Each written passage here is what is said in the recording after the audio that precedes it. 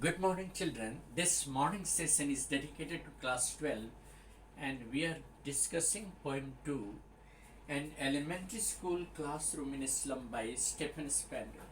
Well, friends, you may ask the question, sir, what is the theme of this poem? Well, the poet Stephen Spender has focused on the two important theme of society.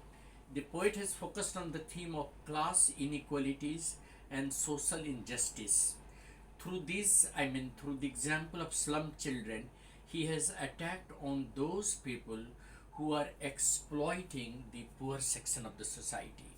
Well, in the very first stanza, the poet talks about the pathetic and miserable condition of the children in a school in a slum, in a classroom in a slum school. These children are far away from the in real world of the children. They are not like the usual children studying in usual school. They are far away from the beautiful sights of nature. These children suffer poverty and hunger. They are badly affected by their miserable condition, their pathetic condition. Their unkempt hair looks like unwanted weeds in the garden.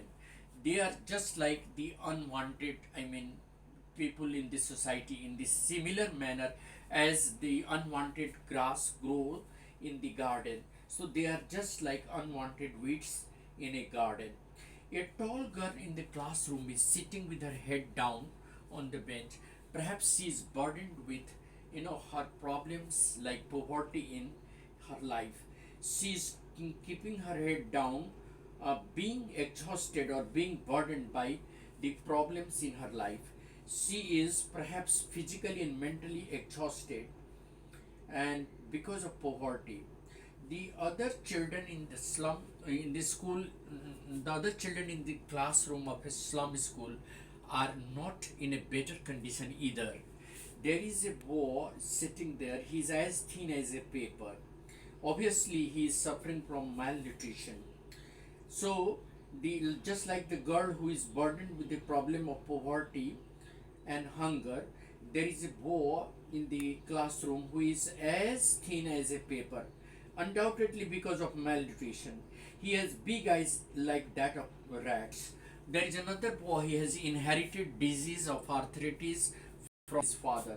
His growth is stunted and his bones are twisted. He has inherited this disease from his father, and he's sitting at the back and sitting on the desk and is reciting the lesson. There is another boy who is sitting at the back of the bench and he's lost in the dream of a squirrel playing in a tree. Perhaps he is unaware of the atmosphere, dull and monotonous atmosphere in the classroom. Perhaps he is not attracted by that dull and monotonous atmosphere in the classroom. In the second stanza, the poet is talking about and is trying to describe the dirty atmosphere in the classroom.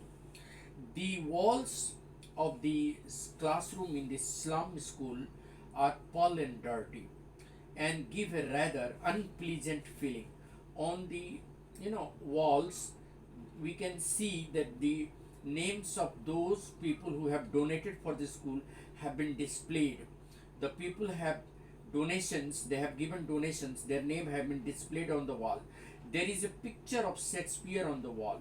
The picture of domes, a big cities represent the quality of life of those children outside the slum school. The early morning sky is shown as cloudless in another picture. There is also a picture of the beautiful Tilis Valley in the region of Austrian Alpine province. So all these pictures have no meaning for these impoverished children. The world depicted on these walls is not the world of the children. The world does not contain the huge dooms of the prosperity for them. Unfortunately, this world is perhaps not the world of these slum children. They are living in hopelessness, despair, and hunger. The future of these children is grim and uncertain.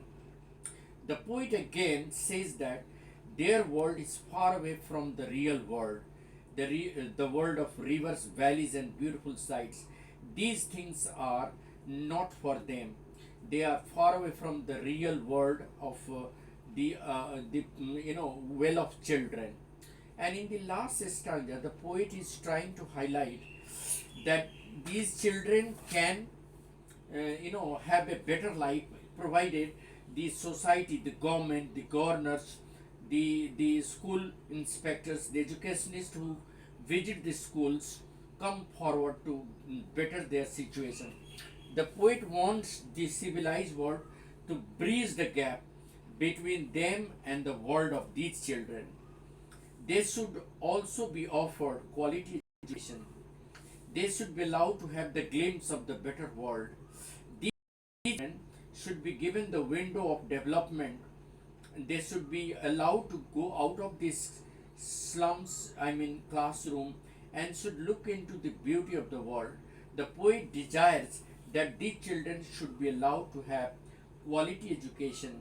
They should have they should be allowed to walk on the golden sands under the clear sky. They should be allowed to have better life and better education.